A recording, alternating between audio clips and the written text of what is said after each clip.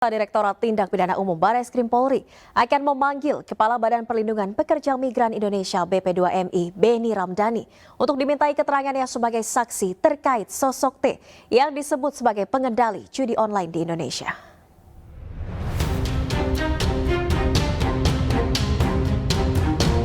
Direktorat Tindak Pidana Umum Barreskrim Polri akan memanggil Kepala Badan Perlindungan Pekerja Migran Indonesia Beni Ramdhani untuk dimintai keterangan sebagai saksi terkait sosok berinisial T yang disebut sebagai pengendali judi online Indonesia.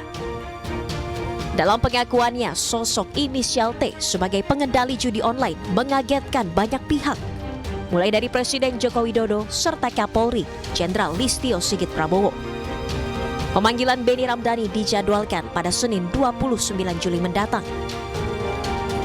Mendasari surat penyelidikan, maka tentunya ada dasarnya. Dasarnya surat penyelidikan adalah laporan informasi, baik itu pertanyaan dari teman-teman media, kemudian sudah beberapa juga ada informasi yang disampaikan oleh teman-teman media. Maka mendasari laporan informasi itu terbitlah surat perintah penyelidikan. Maka langkah-langkah Polri dalam hal ini oleh Barreskrim, Direktorat Tipidum akan melakukan langkah-langkah untuk memanggil, ya, dalam hal ini adalah terhadap saudara Beni Ramdhani yang akan dilakukan proses pemanggilan untuk klarifikasi dan mendalami informasi yang didapat tersebut pada tanggal 29 Juli 2024. Polri akan menerapkan penegakan hukum sesuai perundang-undangan, termasuk kepada sosok berinisial T. Dari Jakarta, Irfan Hardiansyah, Aris Setiawan, iNews melaporkan. Ya pemirsa, sosok berinisial T disebut mengendalikan bisnis judi online di Indonesia. Menkominfo Budi Aris Setiadi menyebut tak mengetahui siapa sosok yang dimaksud.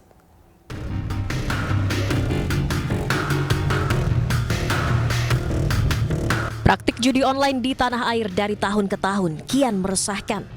Dalam laporan transaksi mencurigakan yang dirilis PPATK, jumlah perputaran uang judi online hingga tahun 2024 tembus ratusan triliun rupiah. Belakangan berembus kabar bahwa praktik judi online di Indonesia dikendalikan sosok bandar berinisial T yang disebut tak pernah dan tak akan pernah tersentuh hukum.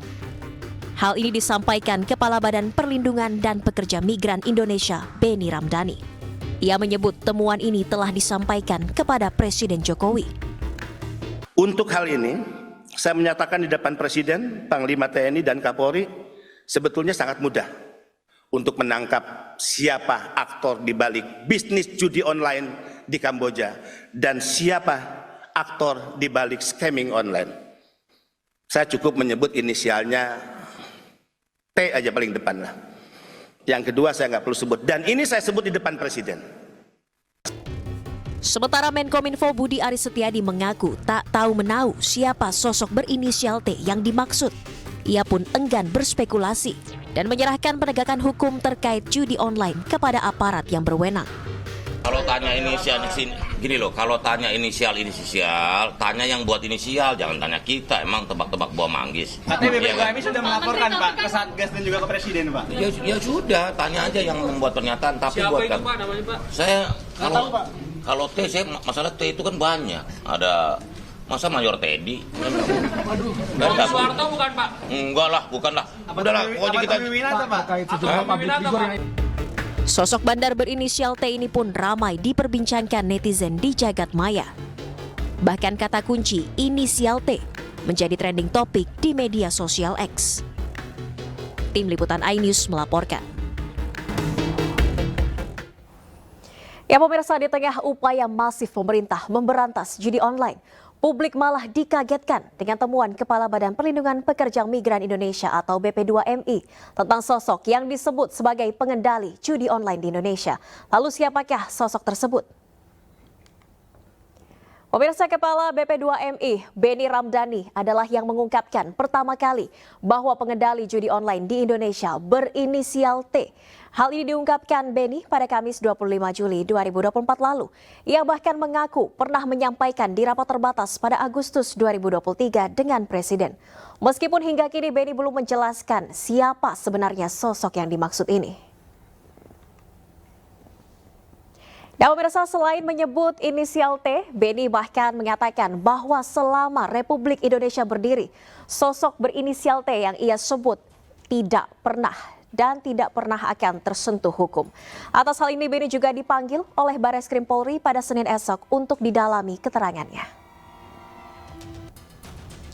Dan pemirsa, Benny juga menjelaskan bahwa sosok T yang juga mengendalikan bisnis judi online terafiliasi jaringan judi online di Kamboja.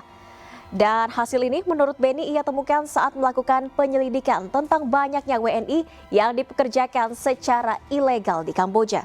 Dari sanalah ia mengetahui bahwa fakta-fakta yang ia sampaikan kemarin. Selanjutnya pemirsa, keterangan Benny ini baru disampaikan ke publik belakangan. Namun menurut Benny hal ini pernah ia sampaikan sebelumnya, tepatnya saat rapat bersama Presiden pada Agustus 2023 lalu. Benny mengatakan saat itu Jokowi dan Kapolri kaget tentang sosok berinisial T.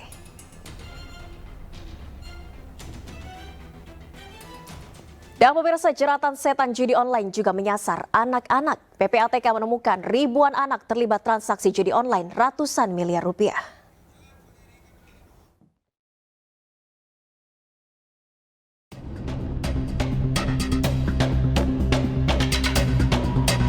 Komisi Perlindungan Anak Indonesia bersama Pusat Pelaporan dan Analisis Transaksi Keuangan merilis data terbaru tentang transaksi judi online yang melibatkan anak-anak. Tak tanggung-tanggung, anak-anak yang terlibat transaksi judi online berjumlah hingga ribuan orang dengan total nilai transaksi ratusan miliar rupiah. PPATK menemukan sebanyak 1.160 anak usia di bawah 11 tahun bermain judi online. Nilai transaksi judi online tersebut mencapai 3 miliar rupiah. Selain itu, PPATK juga menemukan fakta bahwa anak usia 11 hingga 16 tahun juga terjerat judi online dengan nilai transaksi mencapai 7,9 miliar rupiah. Sementara jeratan judi online terbanyak menyasar 191.380 anak dengan rentang usia 17 hingga 19 tahun. Total nilai transaksinya fantastis mencapai 282 miliar rupiah. Dengan data tersebut, total anak-anak yang terjerat modus judi online mencapai 197.054 orang. Dengan total nilai deposit mencapai 293,4 miliar rupiah. Kami menemukan memang luar biasa banyak transaksi yang terkait dengan anak-anak yang melakukan judi online. Itu bisa by concern atau memang keinginan dia sendiri. Tadi disampaikan itu bisa terkoneksi dengan yang namanya game online, atau memang tujuannya data anak itu dipergunakan dengan menggunakan rekening QQ dan segala macam untuk kepentingan judi online. Nah, PPATK menemukan perkembangan baru terkait dengan resiko ini terus meningkat kalau tidak dijaga. Ini akan magnitude-nya akan semakin besar. Tapi ya pemirsa, siapa sebenarnya sosok T yang disebut mengendalikan judi online di Indonesia dan kebal hukum? Apakah warga negara Indonesia atau warga negara asing? Untuk mengulasnya kita sudah terhubung melalui sambungan Zoom dengan Ketua Kelompok Humas PPATK Natsir Kongah serta peneliti Institute for Security and Strategic Studies atau ISES Bambang Rukminto. Selamat malam Pak Natsir, Pak Bambang. Apa kabar? Selamat malam, apa kabar? Baik, saya ke Pak Bambang terlebih dahulu. Pak Bambang, sosok berinisial T disebut kebal hukum dan mengendalikan praktik judi online di Indonesia. Mungkinkah demikian? Audionya masih termute, mohon maaf Pak Bambang. Ketika kita membicarakan soal judi online, tentu kita tidak lupa dengan 2 tahun yang lalu muncul Bagan Konsorsium 303 yang melibatkan Irjen Verdi Sambo misalnya seperti itu, dan itu pun sampai sekarang juga belum terbongkar gitu. Makanya kalau kemudian saat ini ramai kembali ketika muncul pernyataan dari Kepala BP2MI, ada inisial T yang yang merupakan backing dari judi online. Kita tidak kaget karena judi online ini masih marak, dan sampai sekarang Satgas Pemberantasan Judi Online yang dilakukan yang dibentuk oleh Presiden juga belum menunjukkan upaya yang jelas dan tegas untuk menyeret bandar di balik judi online tersebut gitu. Oke, Pak Bambang, artinya sosok berinisial T ini ada keterkaitan dengan konsorsium 303 yang terbongkar Ya, sebelumnya? tidak menutup kemungkinan ke arah sana ya, karena sampai sekarang konsorsium 303 itu pun juga belum pernah dibongkar siapa saja di balik itu gitu. Makanya kalau kemudian sekarang ini muncul ya ini bisa jadi di balik konsorsium 303 itu tentang siapa Mr. T itu tentu Pak Beni yang lebih tahu ya. Tapi yang pasti di masyarakat tidak mungkin T itu diasumsikan sebagai Tesi Sri Mulat, itu kan jelas tidak mungkin. Makanya masih tanda tanya lah, Mister tanda tanya lah seperti itu. Makanya dan tentu mengarah pada sosok-sosok tertentu yang sudah menjadi rahasia umum seperti itu, atau mungkin bisa dikaitkan dengan 9 naga misalnya seperti itu. Hal-hal itu seringkali muncul di masyarakat dan akan semakin liar bila kepolisian tidak segera meminta penjelasan dari Pak Beni dan kemudian juga mengungkap siapa di balik itu seperti itu. Oke, Pak Bambang, ini terkait dengan sosok berinisial T yang disebut oleh Pak Beni, ini kebal hukum, artinya yang melindungi dari pihak kepolisian? Ya tidak bisa berasumsi ke arah sana ya, mungkin akan sangat luas sekali karena apa yang disampaikan oleh Pak Beni ini konon juga sudah pernah disampaikan di hadapan Presiden, di hadapan Menko Polhukam. Artinya kalau Presiden mengetahui seharusnya kepolisian juga harus melakukan tindakan. Jadi makanya tidak hanya sekedar kepolisian saja, tetapi ketika ini sudah disampaikan bahwa itu pernah diutarakan di rapat terbatas dengan Presiden, artinya Presiden juga harus segera turun tangan untuk menyelesaikan ini. Jangan muncul presiden di masyarakat bahwa negara dan negara pada umumnya dan khususnya penegak hukum kita itu kalah melawan mafia judi online seperti itu. Oke, baik, saya ke Pak Nasir. Pak Nasir, ini Pak Beni menyampaikan kalau inisial T, Mr. T ini sudah pernah disampaikan di rapat terbatas 2023 pada bulan Agustus lalu. Artinya jeda waktunya sudah cukup lama. Apakah PPATK pernah menelusuri mungkin ke sosok-sosok yang sudah menjadi rahasia umum kalau tadi dikatakan Pak Bambang? Ya, concern PPATK itu menelusuri kejahatan ya. Jadi setiap pelaku itu kalau kita mau lihat inisial itu dari asal dan hasil analisis yang dilakukan oleh PPATK itu semua sudah disampaikan kepada penyidik. Jadi kalau kita lihat ya dari statistik yang disampaikan, hasil analisis yang disampaikan oleh PPATK kepada penyidik itu sudah banyak sekali Mbak ya. Peningkatannya itu luar biasa signifikan. Hasil analisis PPATK di tahun 2022 saja itu ada 11.222 hasil analisis, hasil laporan transaksi keuangan mencurigakan ya. Kemudian di tahun 2023 meningkat menjadi 24.850 laporan transaksi keuangan mencurigakan. Dan itu 1.295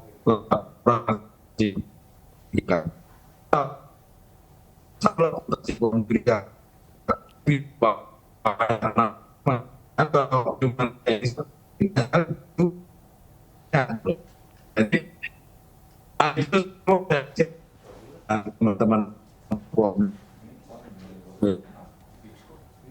Baik, mohon maaf karena audio dari Pak Nasir terputus-putus, saya kembali ke Pak Bambang. Pak Bambang, ini tadi juga yang saya tanyakan, kalau temuan ini sudah disampaikan Pak Beni cukup lama, Agustus 2023, tapi hingga saat ini dari Satgas yang juga dibentuk Polri tidak mengungkap ataupun juga tidak menyuarakan temuan Mr. T ini. Apakah ada indikasi begitu? Tadi kan juga kita tidak bisa menafsirkan ini dilindungi oleh Polri, tapi apa langkah yang harus dilakukan oleh polisi setelah adanya temuan ini disampaikan Pak Beni? Ya, kita masyarakat menunggu keseriusan kepolisian ya, agar menuntaskan kasus judi online ini. Pembentukan Satgas Judi Online misalnya ini bukan hanya sekedar seremonial saja gitu, tapi harus ada keseriusan untuk mengungkapkan bandar-bandar judi di balik judi online itu gitu. Karena selama ini yang dikejar nyaris hanya level-level menengah ke bawah gitu, pemain pemain judi, kemudian operator kelas bawah seperti itu. Tetapi bandarnya nyaris tidak tersentuh.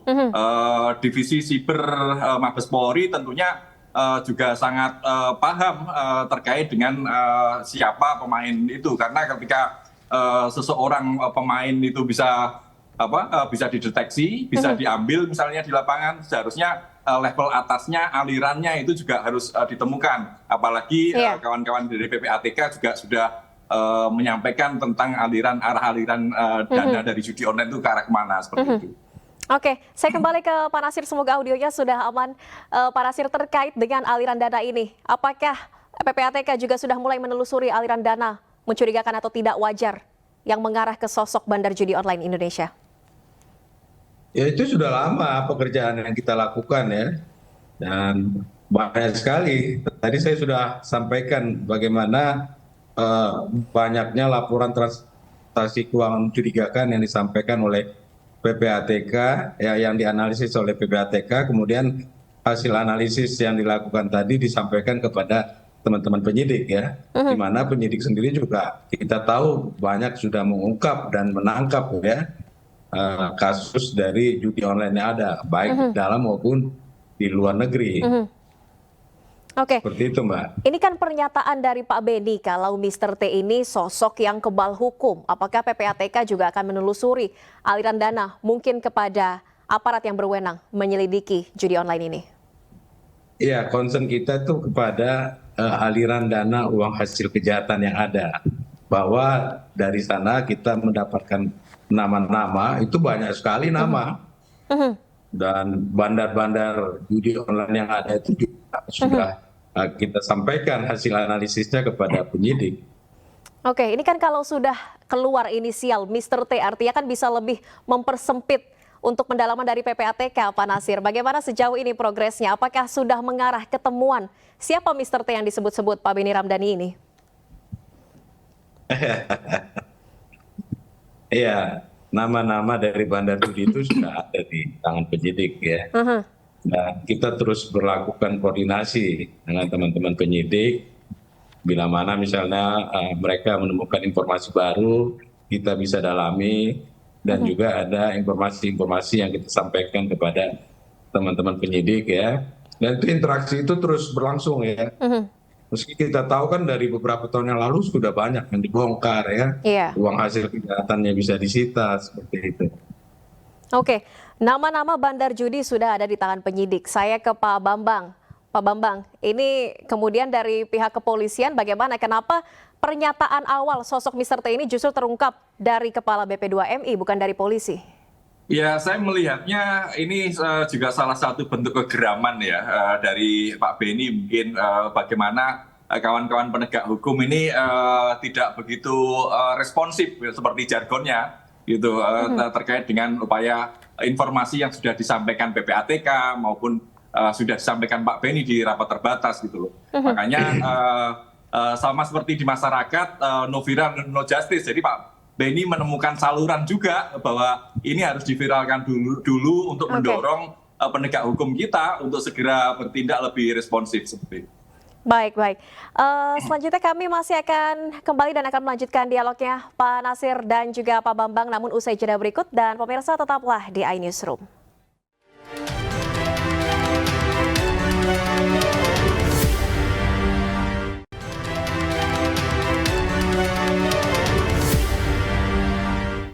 Anda Anda kembali di iNewsroom pemirsa dan masih bergabung bersama kami dari PPATK, Pak Nasir Kongah dan pengamat kepolisian Bambang Rukminto untuk kembali membahas siapa sebenarnya sosok T yang disebut mengendalikan judi online di Indonesia. Saya kembali ke Pak Nasir. Pak Nasir, ini rencananya Barreskrim Polri pada Senin besok akan memanggil Pak Benny Ramdhani untuk dimintai keterangan. Dari PPATK sendiri, apakah ada tindak lanjut dengan penyidik untuk membicarakan temuan ini? Koordinasi hampir sering kita lakukan ya. Setiap ada informasi baru dari penyidik, ya kita koordinasi, tindak lanjuti, juga bisa stimulasi hasil analisis dari PPATK, kemudian teman-teman penyidik lalu kembangkan gitu ya. Jadi kerjasama itu rutin dan terus kita lakukan, Mbak. Oke, bagaimana dengan Pak Benny Ramdhani yang pertama kali menyuarakan temuan sosok berinisial T ini? Apakah PPATK juga akan berkoordinasi dengan Pak Benny? Oh enggak, kita koordinasi kita hasil analisis yang kita lakukan kita sampaikan kepada penyidik ya, bahwa ada kerjasama dengan kementerian, lembaga lainnya itu juga kita lakukan gitu. Oke. Tapi terkait dengan hasil analisis kami hanya menyampaikan kepada penyidik di mana dalam undang-undang itu diatur ada 6 penyidik ya, ada KPK, Jaksa Agung, Kepolisian, Bea Cukai, Pajak, dan BNN ya, plus juga atas putusan Mahkamah Konstitusi ya, penyidik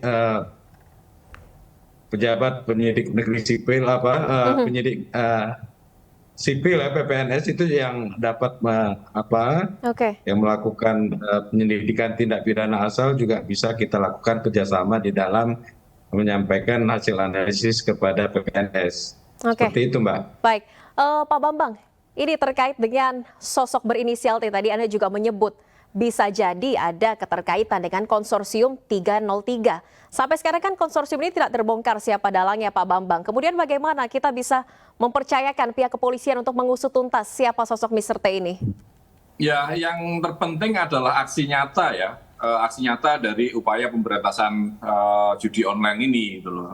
Kalau tidak ada aksi nyata, tentu masyarakat akan melihat bahwa